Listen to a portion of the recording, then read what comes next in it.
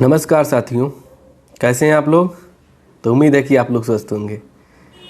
साथियों, एक चीज़ मैं आपसे आज डिस्कस करना चाहता हूं कि 22 मार्च को प्रतिवर्ष क्या मनाया जाता है विश्व जल दिवस। ठीक, तो आपके एग्ज़ाम में क्या आ सकता है कि 22 मार्च 2024 को मनाया गया विश्व जल की थीम क्या थी, विषय क्या था। तो इसका विषय था शांति के लिए जल। चलिए, ये बात हो गई। फिर जल की बात, जल दिवस क्यों मनाया जाता है, जल की जो इम्पोर्टेंस है इसको समझाने के लिए। एक्चुअली ये विश्व जल संरक्षण दिवस है। हमारे पृथ्वी पर उपलब्ध तो है 71% जल, मतलब 29% सिर्फ भूभाग है और 71% जल है। लेकिन ये जल पीने योग्य नहीं है, पीने योग्य जल मात्र 3% है। तो इसीलिए जल के प्रति जागरूकता फैलाने के लिए, जल का पेयजल जो होता है इसका संरक्षण करने के लिए, जल की बर्बादी को रोकने के लिए स्टार्ट किया गया है विश्व जल दिवस। हर वर्ष 22 मार्च को मनाया जाता है विश्व जल दिवस। खैर, ये बात हो गई, ये तो हुई आपके काम की चीज़। फिर एक चीज़ और आपको करंट अफेयर्स के दृश्य से मैं आपको देना चाहता हूं कि 22 मार्च 2024 की मैंने थीम बता दिया। विश्व जल संरक्षण दिवस की थीम क्या थी, शांति के लिए जल। अब आपको ये बताऊंगा कि 22 मार्च 2021 को एक अभियान शुरू किया गया था। थोड़ा इंटरेस्टिंग है, सुनिएगा। ये अभियान शुरू किया गया था, क्या था इस अभियान का नाम? इस अभियान का नाम था catch the rain. Catch the rain क्या है मतलब? ये जल शक्ति मंत्रालय के द्वारा शुरू किया गया अभियान है, जो सभी राज्यों की सरकारों के साथ साझा रूप से स्टार्ट किया गया। इसके अंतर्गत अभी हाल ही में जो 2024 है, इससे इस पर कुछ ज्यादा तेजी आई है इस अभियान के उस पे, इसीलिए मैंने इस अभियान को चर्चा के लिए उचित समझा।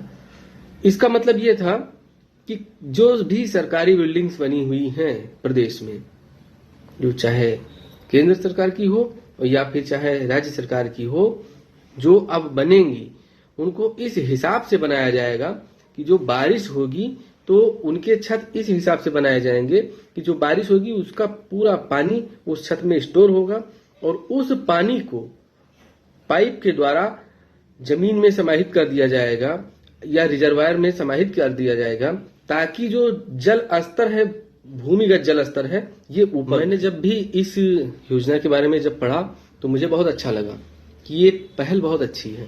तो मैंने सोचा कि क्यों ना इसको बताया जाए, पब्लिक को, लोगों को बताया जाए कि ये सिर्फ सरकार की जिम्मेदारी थोड़ी है। आज कोई और सरकार है, कल कोई और सरकार आएगी, तो सिर्फ सरकार ही क्यों जिम्मेदारी ले?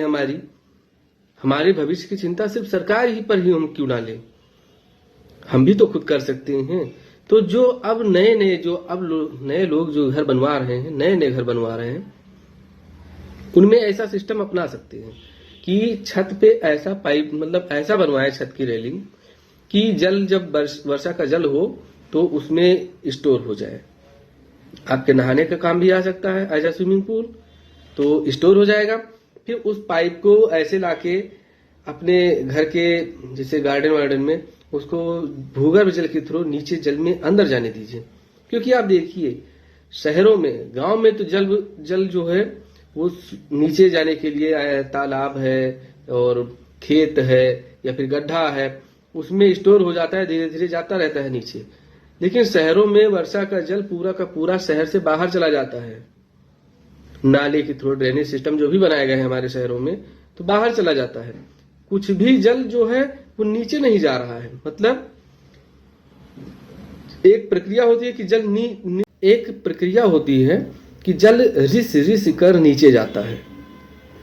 तो वो प्रक्रिया हमारे यहाँ शहरों में नहीं हो पाता है, क्योंकि सब चीज पूरा कंक्रीट है। शहर को क्या कहते हैं? कंक्रीट वन कहते हैं।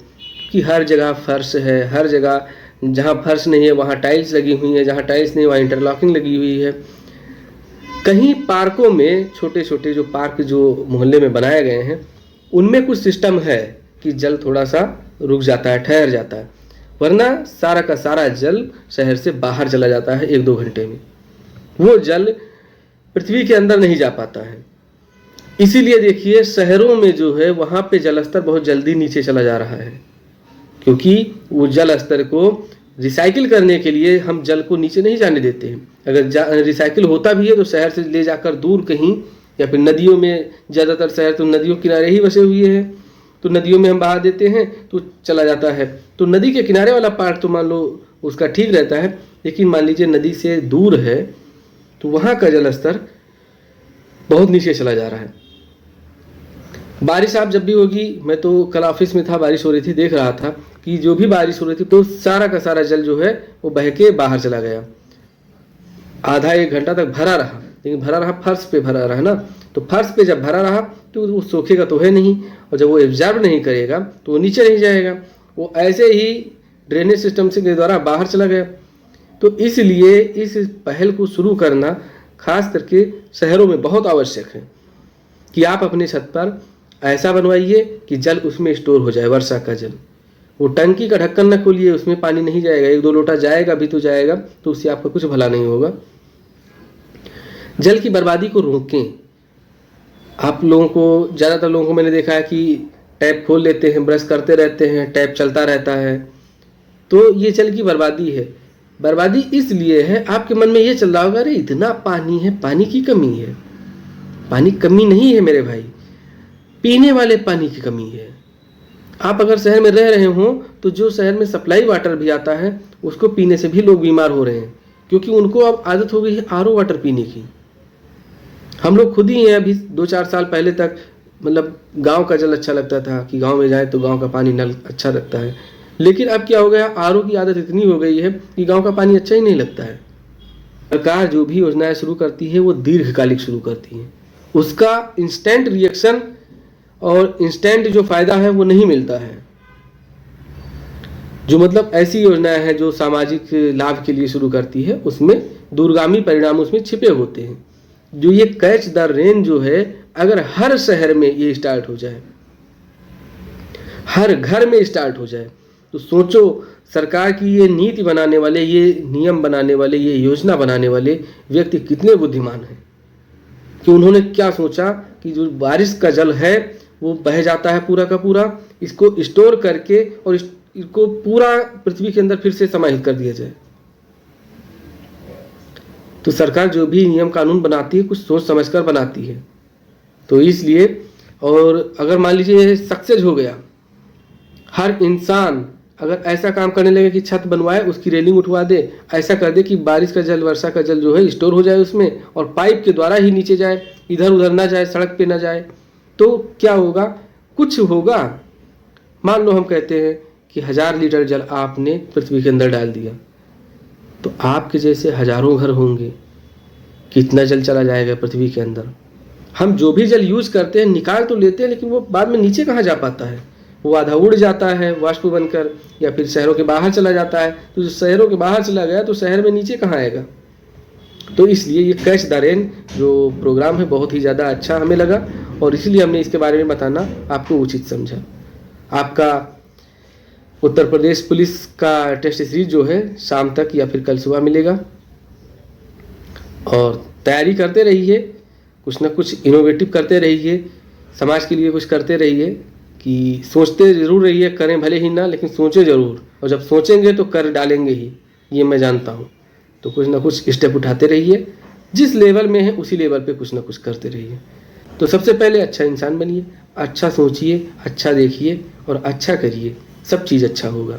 ठीक है दोस्तों, मिलते हैं आपसे अगले वीडियो में, तब तक के लिए नमस्कार।